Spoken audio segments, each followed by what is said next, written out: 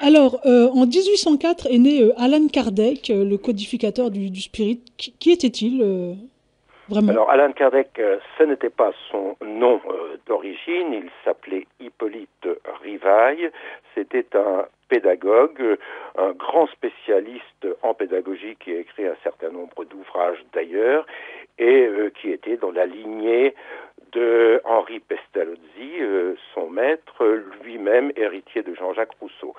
Il s'est passé que à l'âge de 50 ans environ, Hippolyte Rivail entend parler de tables tournantes, d'esprits censés se manifester qui soulèvent les tables et avec lesquels on peut communiquer à l'aide d'un code alphabétique.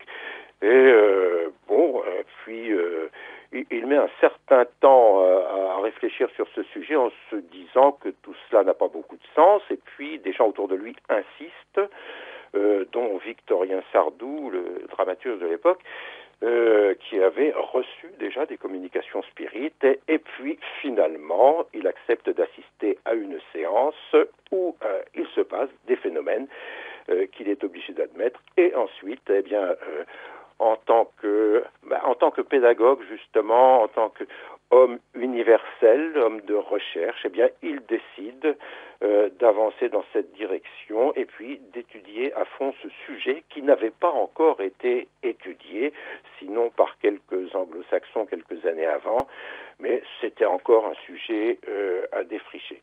Et puis donc, il est arrivé au terme de son travail où il a finalement découvert que les esprits pouvaient se manifester de façon très intelligente et intelligible, que donc les âmes des morts survivaient, pouvaient apporter des informations tout à fait déterminantes concernant les problèmes métaphysiques, l'existence de Dieu, l'éventualité de la réincarnation, l'éternité de la vie, le sens de la vie, etc.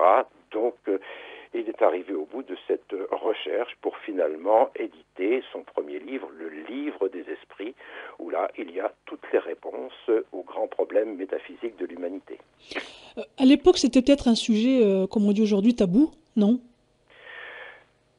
C'était un sujet tabou dans la mesure où au XIXe siècle, la mentalité ambiante était surtout, d'une part, dirigée par un catholicisme tout à fait florissant, et puis dans un même temps, il y avait quand même eu un certain nombre de révolutions et de révoltes qui ont plutôt conduit vers le socialisme et vers l'athéisme.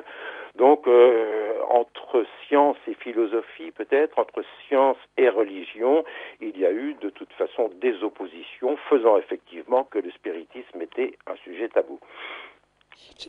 Le cliché est peut-être bête, mais ça me fait un peu penser aux sorcières de Salem. C'est un peu le principe.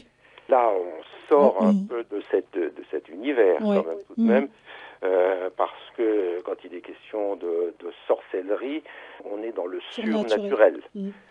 Tandis qu'avec le spiritisme, avec Alan Kardec, on est arrivé à des explications naturelles.